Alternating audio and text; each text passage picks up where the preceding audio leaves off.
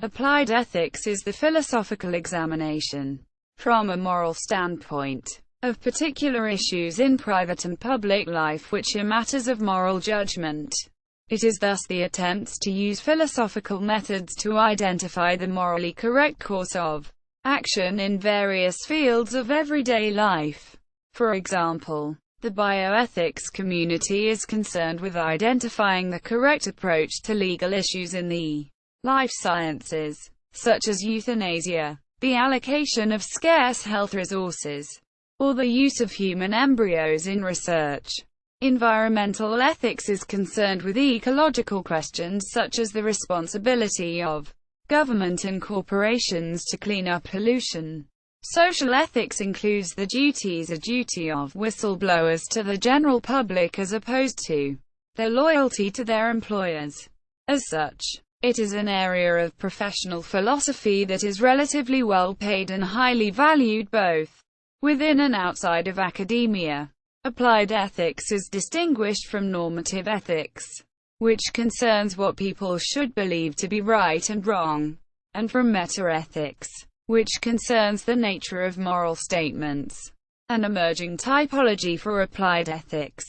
Porter, 2006. Uses 6 domains to help improve organizations and social issues at the national and global level. Decision ethics, or ethical theories and ethical decision processes. Professional ethics, or ethics to improve professionalism. Clinical ethics, or ethics to improve our basic health needs.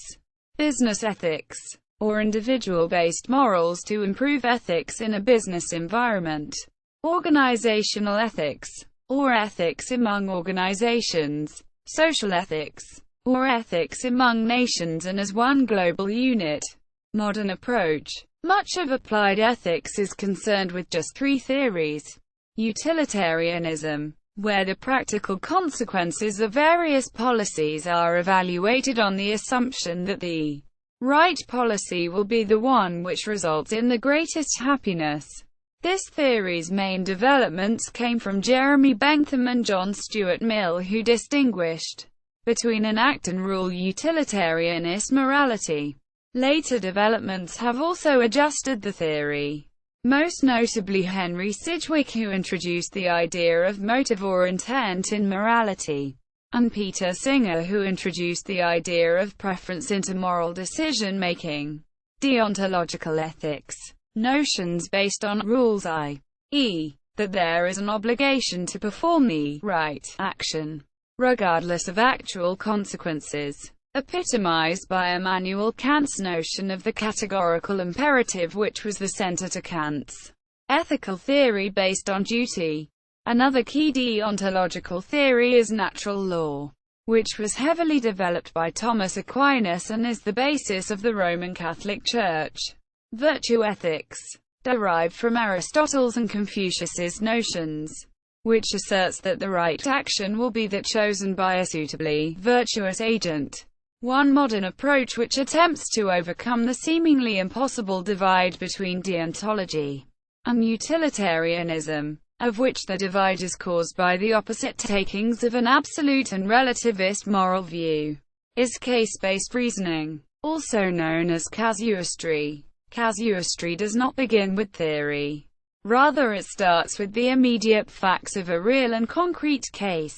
While casuistry makes use of ethical theory, it does not view ethical theory as the most important feature of moral reasoning. Casuists, like Albert Johnson and Stephen Toulmin, The Abuse of Casuistry 1988, challenged the traditional paradigm of applied ethics. Instead of starting from theory and applying theory to a particular case, casuists start with the particular case itself and then ask what morally significant features, including both theory and practical considerations, ought to be considered for that particular case. In their observations of medical ethics committees, Johnson and Toulmin note that a consensus on particularly problematic moral cases often emerges when participants focus on the facts of the case, rather than on ideology or theory.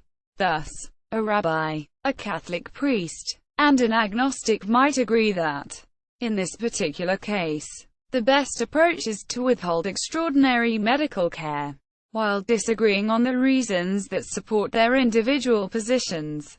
By focusing on cases and not on theory, those engaged in moral debate increase the possibility of agreement. See also ethical codes, outline of ethics, ethics, philosophy, effective altruism, modern stoicism, bibliography. Chadwick, R. F. 1997. Encyclopedia of Applied Ethics. London. Academic Press. ISBN 0-12-227065-7. Singer, Peter. 1993. Practical Ethics. Cambridge University Press. ISBN 0-521-43971-X. Monograph. Cohen, Andrew I. 2005. Contemporary Debates in Applied Ethics. Wiley-Blackwell. ISBN 978-1-4051-15483.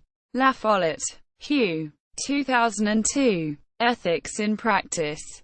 2nd edition. Blackwell Publishing. ISBN 0-631-22834-9. Singer, Peter. 1986. Applied Ethics. Oxford University Press. ISBN 0-19-875067-6. Frey, R. G. 2004. A Companion to Applied Ethics. Blackwell. ISBN 1-4051-3345-7. Porter, R. 2006. The Health Ethics Typology. 6 Domains to Improve Care. Socratic Publishing. ISBN 0-9786699-0-8. Business Ethics Quarterly. Business and Professional Ethics. Environmental Ethics. Ethics. Since 1890. The Journal of Ethics. Journal of Applied Philosophy. International Journal of Applied Philosophy. International Journal of Philosophical Practice. Journal of Business Ethics. Journal of Business Ethics Education. Professional Ethics. Teaching Ethics. Chris Young. How to Teach an Introduction to Applied Ethics. Australian Association for Professional and Applied Ethics. Berman Institute of Bioethics. Johns Hopkins Institute. Canadian Centre for Ethics in Public Affairs. Centre for Advanced Research in Management and Applied Ethics. Centre for Practical Bioethics. Centre for Research Ethics and Bioethics. McLean Centre for Clinical Medical Ethics. Markula Centre for Applied Ethics at Santa Clara University. W. Morris Young Centre for Applied Ethics at the University of British Columbia. Nuffield Council on Bioethics.